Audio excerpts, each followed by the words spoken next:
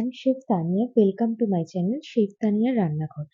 আজ আমি বানাবো চিকেনের লাল ঝোল। আমরা যারা ননভেজ প্রেমী তাদের কাছে কিন্তু রবিবার দুপুরে এই মুরগির লাল ঝোল কিন্তু স্বর্গ। আর এটা বানানোও ভীষণ ইজি। তো তাহলে শুরু করা যাক আজকে চিকেনের লাল ঝোলটা। তো প্রথমেই আমি এখানে পেঁয়াজটা স্লাইস করে কেটে নিয়েছি, আলুটা মাঝখান থেকে পিস করে নিয়েছি, টমেটোটাও আমি 4টে টুকরো করে নিয়েছি। এরপর আমি আদা রসুনটা পেস্ট করে নেব।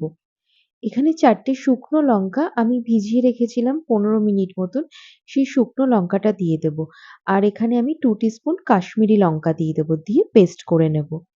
তো এখানে কড়াই নিয়ে নিয়েছি, কড়াইয়ের মধ্যে আমি ফার্স্টে তেল দিয়ে দিয়েছি, তেলে 1/4 টিস্পুন চিনি দিয়ে দেব। চিনিটা দেওয়ার সময় কিন্তু গ্যাসের হিটটা লো রাখবেন, যাতে চিনিটা পুড়ে না যায়। চিনিটা হালকা ক্যারামেলাইজ হওয়ার পরে পেঁয়াজটা দিয়ে দিয়েছি, দিয়ে পেঁয়াজটা ভেজে নেব। এরপর আমি 2টো তেজপাতা দিয়ে দেব, দিয়ে পেঁয়াজটাকে ভেজে নেব। পেঁয়াজটা ভালোভাবে ভাজা হয়ে গেলে আমি আদা রসুন আর লঙ্কার পেস্টটা দিয়ে দেব। দেখুন কি সুন্দর কালার এসছে। আপনারা যারা ঝাল খেতে খুব একটা পছন্দ করেন না, তারা কিন্তু এখানে 4টে শুকনো লঙ্কার জায়গায় 2টো শুকনো লঙ্কা দিতে পারেন, আর কাশ্মীরি লঙ্কা দিয়ে এই মুরগির লাল ঝোলটা বানাতে পারেন। তাতেও কিন্তু টেস্টের কোনো এফেক্ট পড়বে না। মিক্সির বাটিটা ধুয়ে একটু জল দিয়ে দিলাম।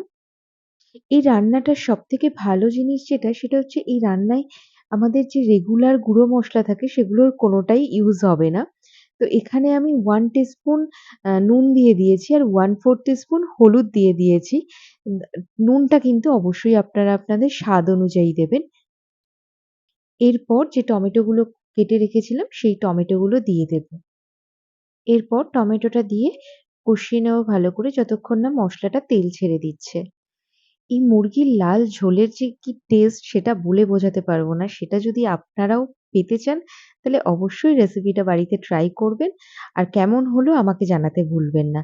তো মশলাটা এখানে আমার তেল ছেড়ে দিয়েছে। এবার আমি চিকেনটা দিয়ে দেবো। এখানে আমি 700 গ্রাম চিকেন নিয়েছি।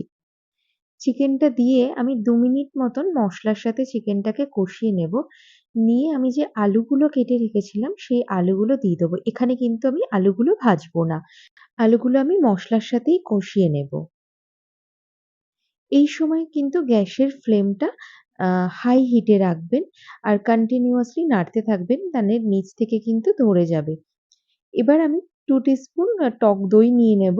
নিয়ে টক দইটাকে ভালো করে মিক্স করে নেব, যাতে কোনো লাম্পস না থেকে যায়। এরপর আমি চিকেনের মধ্যে টক দইটাকে দিয়ে দেব।